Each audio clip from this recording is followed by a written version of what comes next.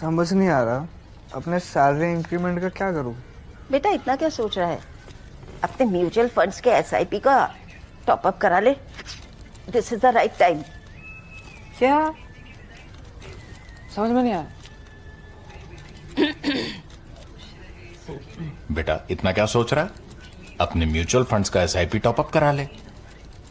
This is the right time. आप समझा?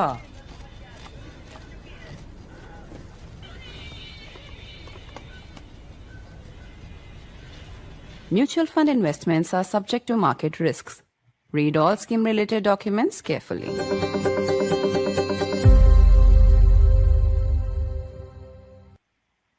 India can't get enough of Dhurandhar. The movie is a blockbuster hit and it's literally a craze sweeping across the country. But guess which other country is obsessed with Dhurandhar? Pakistan. Pakistan is hardly the good guy in the film, the exact opposite. And yet, Pakistan is obsessed. Reports suggest that Dhurandhar is the most pirated Bollywood film in Pakistan in recent memory. Dhurandhar shines a light on several inconvenient truths about Pakistan, from gang wars in Karachi to Pakistan's patronage of terrorism, something India has witnessed firsthand with both the Pahalgam terror attack and the Delhi car blast attack this year, the cost of terrorism, something that India has experienced and paid the price for decades altogether. The movie shines a light on characters that are clearly inspired from real-life characters, including that of National Security Advisor Ajit Doval. In a moment from now, we'll be talking to Sushant Sareen to look at Dhurandhar's Pakistan Truths. I'm Barkha Dutt, you're with the Mojo Story. India can't get enough of Dhurandhar, and nor, it seems, can Pakistan. From the background score to the debate around the depiction of Rehman Dakait, a Karachi warlord or gang lord, call it what you will, Akshay Khanna, Ranveer Singh, and of course Madhavan, who seems to be playing the role of a real-life Ajit Doval. IC-814, the 2611 attacks, and Lyari in Karachi form the real-life backdrops for the movie that is, in a way, taking over not just public imagination, but also public discourse. The movie is obsessing Pakistanis. Its music is now being replicated at Pakistani weddings. Balochis are discussing the depiction of their community, and everybody has some opinion about Dhurandhar. But the movie comes against the backdrop of another eventful week in real-life Pakistan, a week in which Pakistan's former spy chief was sent to jail for 14 years by its military. Faiz Hamid was court-martialed, making this the first such instance of an ISI, a former ISI chief, actually being sentenced to jail. He is, of course, seen as Imran Khan's man. Imran Khan continues to be in jail. It's also a week in which Washington has approved a $686 million upgrade for an F-16 deal with Pakistan, a week in which Asim Munir has yet again consolidated his hold over every institution of Pakistan. Dhurandhar shines a light on several Pakistan truths. I want to welcome now our newsmaker to the program. Sushant Sareen is with us. Sushant Sareen is one of India's foremost strategic affairs minds. He's never pulled his punches on Pakistan. And Dhurandhar should be a movie after his own heart. But we were just talking before the show started. He hasn't seen it yet, and I haven't seen it yet. And we both hope to be able to do that this weekend. Notwithstanding that, Sushant, we have enough of a sense of what the movie is about, the real life episodes, that it actually draws inspiration from. What do you think it is about Dhurandhar, without either of us having seen it yet, which we hope to rectify very soon, that has not just Indians obsessed, but the Pakistanis obsessed as well? Barkha, maybe the answer is a very simple one, that it's just a fabulously made film. I've just seen rushes, as probably you have. And it's a movie I want to see because the kind of footage which I've seen, on social media, makes me want to go and see it. And maybe people have gone to see this movie with all the blood, the gore, the kind of story which has been told, the compelling storyline, all of that. All of that aside, if you make a film well, which holds people to their seats, which wows them, which has good music, great acting, superb direction, very tightly knit film, people will go and watch it. Now, for all those idiots, in the social media space, some who are saying this is anti-Muslim, some who are saying anti-Pakistan propaganda film. Damn it, which film in the world which has any political content is not propaganda? Every bloody film is a propaganda. Every story you tell has a certain propaganda value to it. You mean to tell me that when Raj Kapoor was making his films, those was not propaganda films? When our man Bharat, what was that guy's name? Yeah, Manoj, not Manoj Kumar. Manoj Kumar. Huh. was that propaganda? So I can't understand, number one, what is the problem people have with propaganda. When Om Puri was acting in that film Akrosh, that wasn't propaganda. Weren't the leftists trying to show us that the Naxalites were really these men of gold who really wanted a very equal society? Don't we know what the Naxalites are all about, what the Maoists are all about? How horrendously criminal they were, how barbaric they were. Don't we know it all? But you catch Bollywood showing you. So this kind of breastbeating that I've seen is mindless. There have been movies made on political topics, including by people like Vivek Agnihotri. He's got some hits and he's got many misses, right?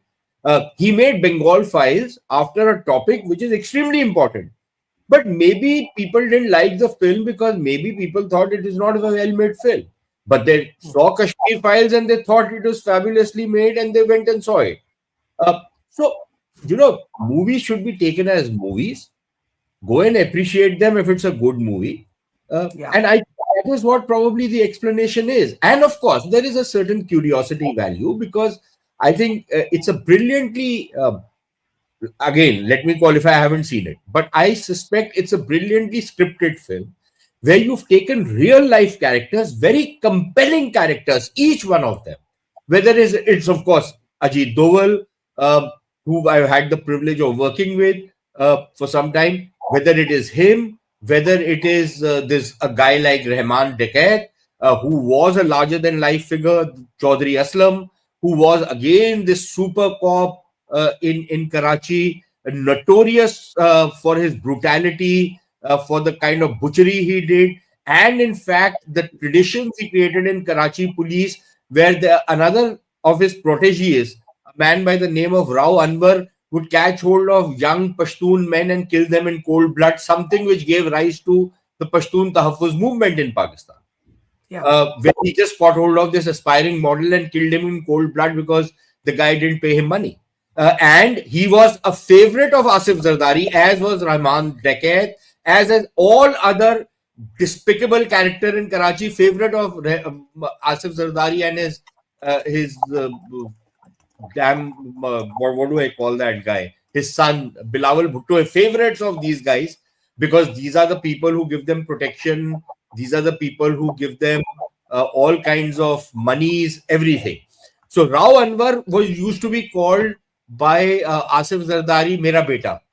Like he calls Mohsin Naqvi Mera Beta, the current PCB chief and interior minister. So these were very compelling characters.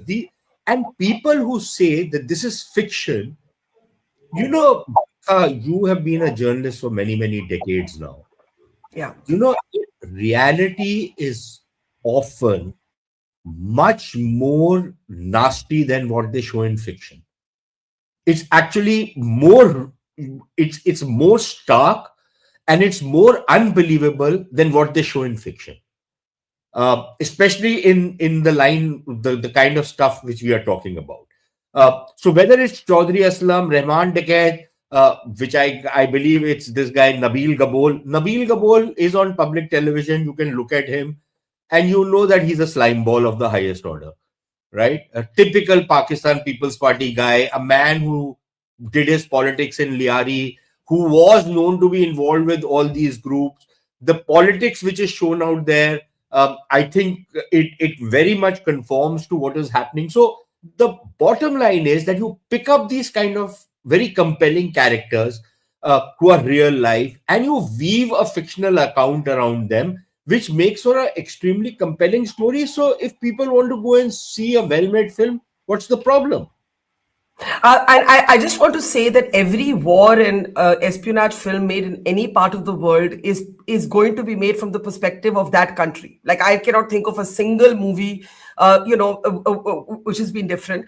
And the second most irritating dimension of some of the choo-choo that has come from certain quarters, not too much, has been to conflate Pakistan with Indian Muslims. I mean, I don't see the connection. I don't think there's any connection. And I think India's Muslims would be very offended by those who draw that link. Yeah, tell me something, Barkha. In Indian films, Bollywood films, there would be a few films, but bulk of the films, I would say 90% of the films have always shown Indian Muslims to be great friends, very loyal people, excellent human beings, etc., etc. Right? And some films show them to be part of a terrorist network, part of a criminal gang. It's a movie. Okay, learn to take it for what it is. Now, number one, if there is, even if this, let me say, I accept this is a propaganda film against Pakistan. What is the problem of Indians with that? No problem. Why the hell should we not make a propaganda film? Look at the year we've been through. Exactly. And the years we've been through. Yeah. So what's the damn problem with a propaganda film? Why do I have to lionize? The kind of drivel which people like Kabir Khan or these Yash Raj films or all these fellows, even the latest Family Man series. But those were also hits. Pathan and Jawan were also hits. A lot of people like them too. That's drivel. Because if you hear Mr. Vikram Sood, the former RAW chief, he says, ISI and RAW are friends only in films, or maybe in one particular case that I don't want to take any names. But other than that, they hate each other quite naturally. So it's like KGB and CIA or any of these organizations which have been rivals. You can't expect the Iranian intelligence services or the IRGC to be very great pals with the Mossad guys, right? Especially when the Mossad guys are gunning them down and hunting them down, all kinds of other things. So the point is the kind of drivel that Yash Raj films or any of these other filmmakers show, which is utter nonsense, utter bullshit, and and aren't those propaganda where they're trying to tell us that, the ISI guys actually want to have peace with India, they love India, we can have a love affair with them. These people should be ashamed, this Kabir Khan type of people should be ashamed of themselves. And they themselves admit that they've done propaganda. But so my view would be that if movie is just a movie, all kinds of movies have the space to exist. We have the right to like them, dislike them, love them, hate them. Agreed? Yeah, for the longest, we have seen that if there is a Rajput or a Thakur Sahab in a film, he must be evil. He will have these mustaches. He will be, oppressing his people. He will be brutal. He will be cruel. He will be grabbing other people's women and properties. Haven't we typecast the Rajputs in a certain way? Haven't we typecast the Brahmins, these bloody Bollywoodia types who don't know their backside from the front? Haven't they done all this with certain communities in India? Why haven't all these people who are going into paroxysms of rage ever reacted that why are you typecasting particular communities in a particular way? Why haven't they done it? These people have no shame. They are hypocritical. They are worse than vermin, if you ask me. And I would never have said anything. I would have said, okay, you don't like a film, you don't like a film. But when they start attributing these kind of motives, that is what gets my goat. That listen, where were you guys when all these other Rang De Basanti, you were glorifying Khalistani terrorism and you were trying to justify it, defend it. Just because the damn Gulzar makes it doesn't mean that it's justified. And all these have justified every wrong in the world. Why can't all kinds of movies exist as movies? Why do we have to hate? Why do we have to feel so agitated over any movie? Is my question. People made Heather. I saw Heather. I might have my grouses with it. I didn't even think it was a great movie, but I went and saw it. Okay. But what were they trying to do? They tried to justify what was happening in Kashmir, in the sense the separatism in Kashmir, in a very understated, in a very subtle propagandist way, right? The movie was released. People liked it. Some didn't like it. Some lambed it. But tell me something, all these so-called critics who have gone completely batshit crazy trying to condemn this movie. If they had not done this, we would not be having this conversation. We would probably just have a conversation on what are the aspects of reality, not reality. We would have just seen the film, had fun, and forgotten about it. My anger, my rage against these people is their sheer rank hypocrisy and the kind of brainlessness with which they have come out. And they have never taken these same positions when it involved other communities in India. But suddenly, heavens have started falling on them because an Aditya Dhar has made a kick-ass film. But And they can't. by the way, some of the responses have been quite surprising. For example, Mehbooba Mufti's daughter, Iltija Mufti, not exactly known for moderate views on anything otherwise, has said, "Oh, I don't understand. I really like the film. I thought it was a very well-made film." Yeah, so even weird people sometimes come out with proper responses, and it's probably one of those cases. She has weird positions on virtually everything under the sun. But yes, I can't hold any grudges with her, and I think that is the most sensible way of looking at the film. It's a movie, and I don't think anybody can claim, although the Pakistanis, like typical idiots that they are, including a couple of police officers and others, have said this is a mea culpa of India. Are yaar, there is a certain story which has been weaved there are certain facts, and then you weave in fiction in facts to make a film about something. It does not mean mea culpa. It is not government of India giving you a stamp paper that yes, we were doing certain things.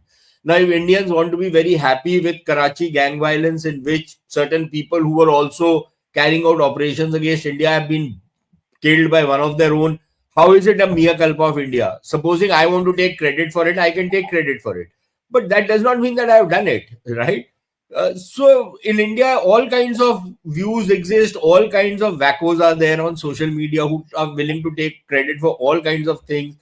Everything which happens in the world is supposedly Mr. Modi's. Apparently, from the Pakistanis, Modi saw the script of this also, and he approved the script. Now, do you think a guy like Mr. Modi has the bloody time of the day to watch a script like this, to analyze a script and tell them कि इसको रख लो, इसको निकाल दो? Yeah, but okay, Yeah, but outside of the sort of wackadoo theories, of around the movie, let's talk a little bit about this intercutting between fact and fiction. The movie is obviously a sort of semi-real film. It's set against the backdrop of real events, IC 814, 2611, the gang wars in Karachi's Lyari, real people, Ajmal Kasab, Rehman Dakait. These are all people who have existed, who are real.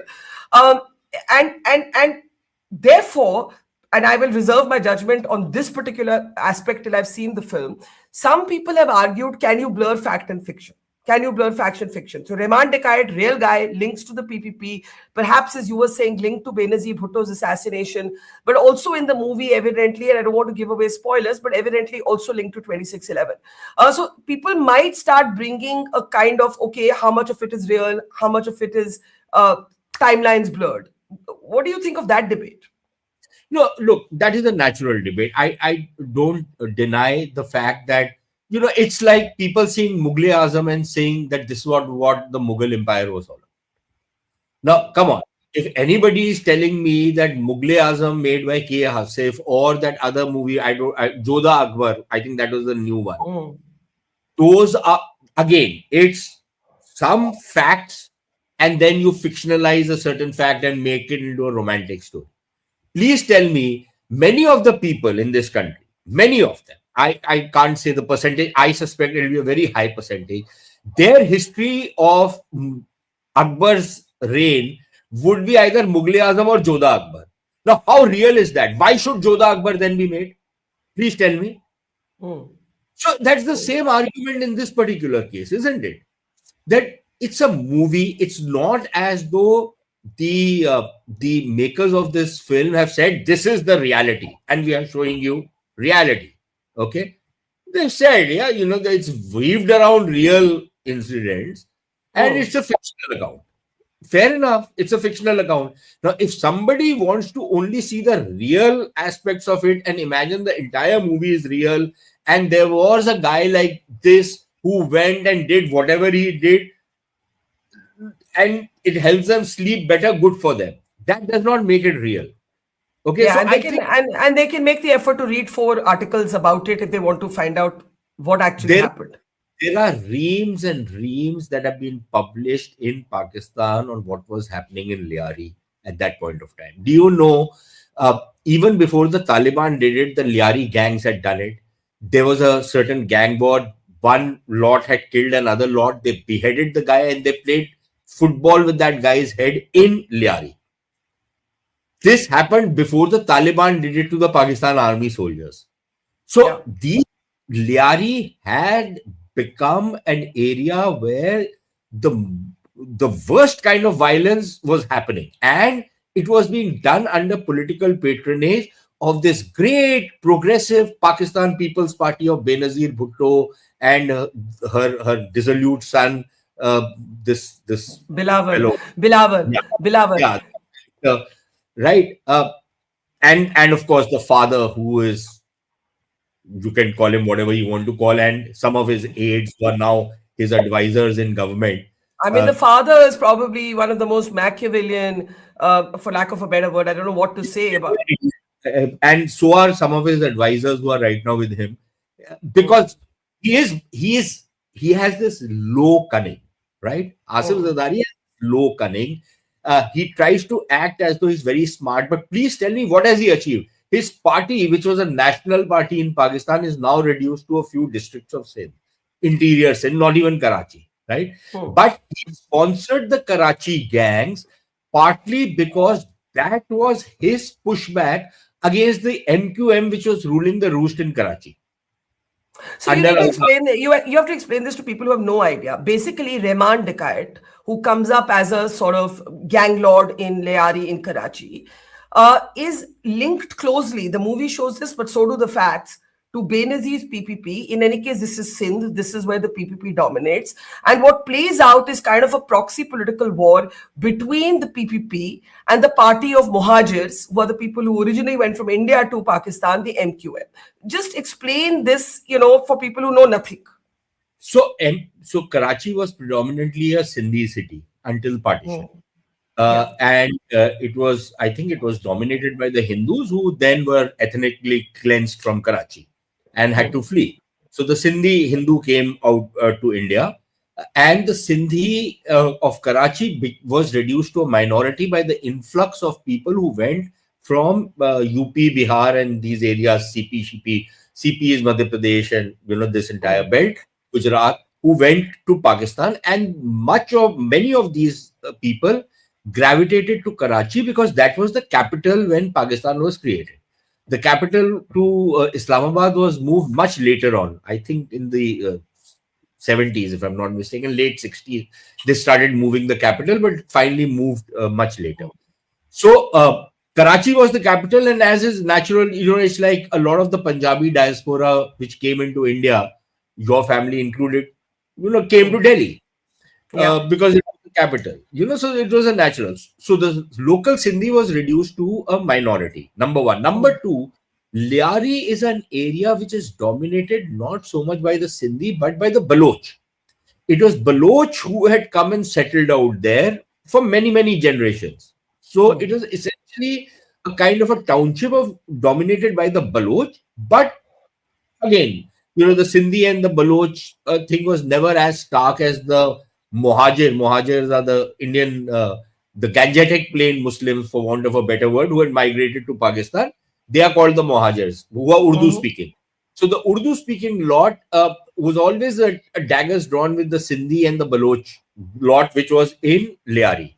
And Lyari was the only part in Karachi where the People's Party had any kind of political prospects, because the rest of Karachi was dominated by MQM. Before MQM, by the Islamist parties like Jamaat-e-Islami and the Jamaat Ulema Pakistan, which is the Barelvi party, not Fazlur Rahman's Jamaat Ulema, Jamiat Ulema, but the JUP, which is the Barelvi. These are the parties, the religious parties used to dominate Karachi politics. And the People's Party was limited only to Lyari. So this was their toehold in Karachi, in Karachi's politics. And which is where, when these criminal gangs came up, they were patronized by the Pakistan People's Party, which has been ruling the roost in Karachi in many ways. It's certainly from 2008 onwards. So it's been what, almost 17 years they've had a continuous government. But even before that, they were ruling the roost, and they had a loyal uh, support base in Lyari. So they used to patronize these guys who would make sure that they got them the vote. So it got kind of mixed up in the politics of Karachi. It got mixed up in the politics of Sindh, and it got mixed up in all the violence that was taking place in Karachi in general, for 2 or 3 decades almost. Yeah. And this one area where people from People's Party and others could function without the fear of being molested, and had a kind of a counter force which they could deploy if things got pretty sticky between them and the MQM, which also had its own criminal mafias. Many of these guys, Mustafa Kamal and others, have come out of those criminal gangs which were there, which were run by the MQM. Mustafa Kamal, who's right now a minister, now acts. Many of these characters I've known, some of them, not Mustafa Kamal, but some of the others, who act as though, they are holier than thou, but we all have known that they were involved in criminal activity. They were involved in murder, kidnapping, all kinds of other nefarious activity. They were also members of parliament or You know, members of the you've also mentioned the Baloch people, and it's quite interesting. If you see, number of sort of prominent Balochi handles are people of Balochistan. They were initially upset that they didn't want Rehman Dakait to be the face of their people, and they said, "Ha, ye to sahi hai how Pakistan has treated the people of Balochistan." The movie captures that very well. But I'm saying it's touched so many different communities in so many different ways, and Balochistan is something on which now India has become much more vocal. Wasn't always the case. Today is the case. How do you see that fault line? It's also triggered a very interesting debate within the Balochistan community. No, so I think again a lot of commentary on this thing came in partly because I don't think we also understand the politics in Balochistan or the Baloch politics as such. Correct. We tend to club everybody together. The stereotyping which happens. It's a lazy but an easy way of doing things, of understanding a situation. Stereotyping always helps in a very lazy kind of a way to understand. So I think what happens is that we tend to lump it all together. And the moment we say Baloch, look, even this guy Sarfaraz Bukti, who's a mass murderer and who has been involved in death squads and others, and complete lackey of the Pakistan army, but has the label right now Pakistan People's Party and is chief minister of Balochistan. He's also a Baloch, right? Yeah.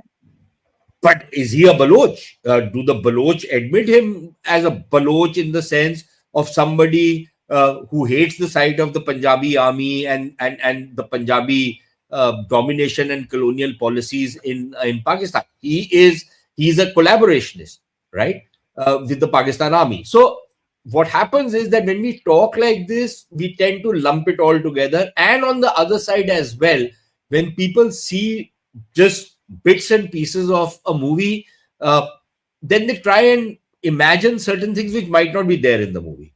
So I think partly it is about that. Partly, I think the fact of the matter is we haven't spoken enough about Balochistan. I wish we would.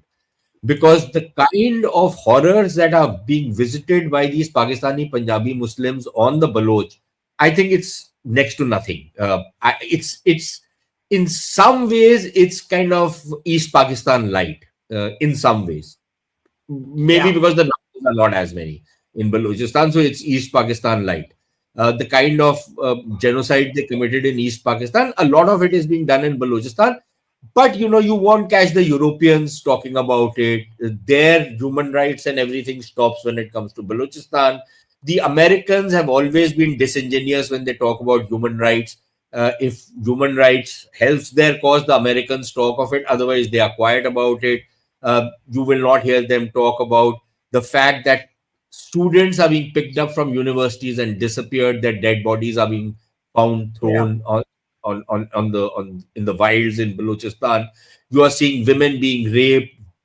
The Pakistan army mostly Punjabis, going into houses of people, insulting the women, violating that sacred, red line of Chaddar and Chardiwari, violating that. All kinds of things are happening in Balochistan. Nobody talks about it. The Pakistani press, with all these clowns like Hamir and others who will talk about how free the Pakistani press is, will never talk about Balochistan or the starkness of what is happening in Balochistan. Absolutely. Yeah. So, view this kind of a thing. So, some amount of we need to talk more about Balochistan. But I think, let me see the movie. Let me see how exactly they portrayed it. Rehman Dakait wasn't exactly, or was never treated by the Baloch freedom fighters, for want of a better word, or people who have been arraigned against Pakistan. Rehman Dakait was never their leader. Now, there could have been some parts where, this criminal underworld would probably have some kind of a tacit understanding with some of these other insurgents. There's a lot of toing and froing because smuggling networks are common, a lot of other things are common. Some of that might be happening, but was he supporting that cause? I don't think so. Maybe later on, towards the end, when he was killed, there was some talk that maybe he was hand in glove with some of the Baloch insurgents as well. But maybe that is the time he tried to, switch over. But one of the reasons he is believed to have been killed is because he is suspected of being Asif Zardari. And I'm saying this very carefully, lest you get banned or whatever.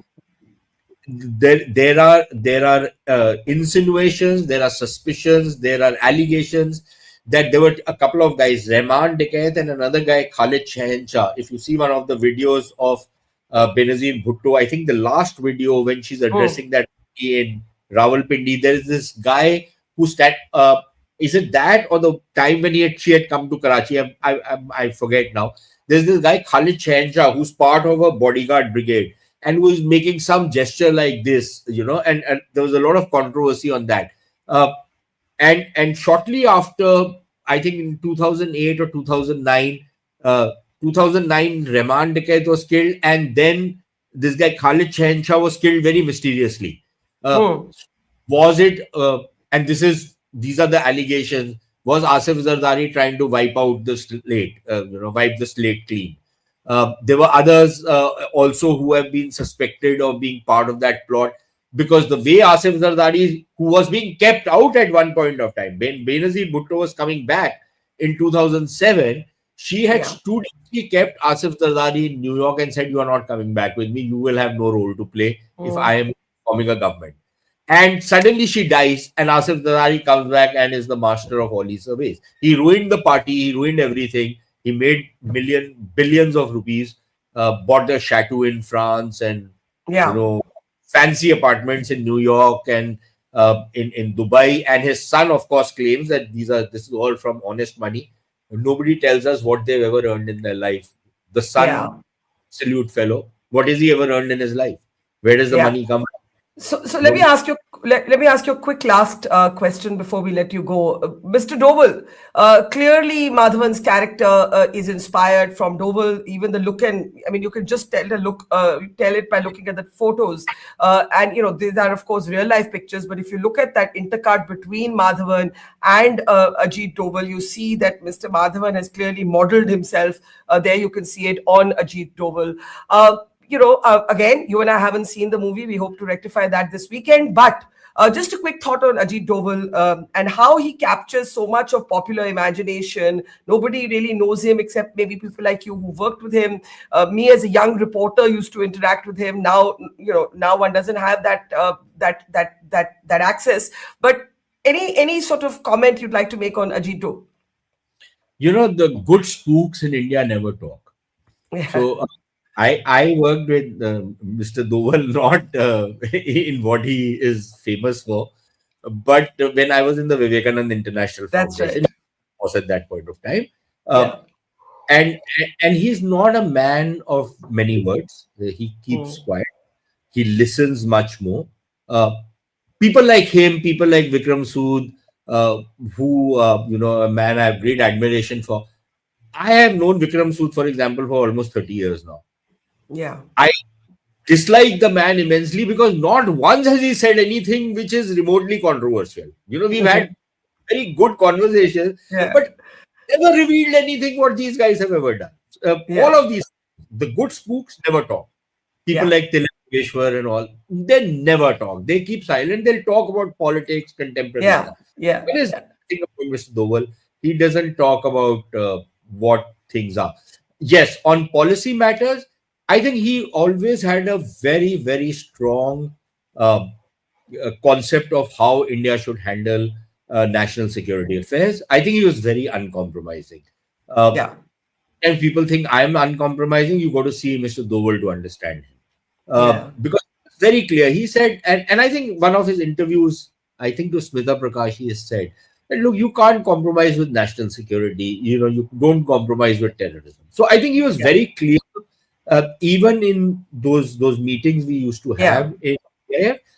He was very hard on the issue of national security. He was one guy who always said, look, the Pakistanis are bullies, and the only way to treat a bully is to give him a bloody nose. So, should have it's no surprise to anybody what India did after Uri, what India did, after Pahalgam, or after Balakot or in Balakot. Yeah. These are things which, and I would imagine that Mr. Doval's boss is probably on the same page.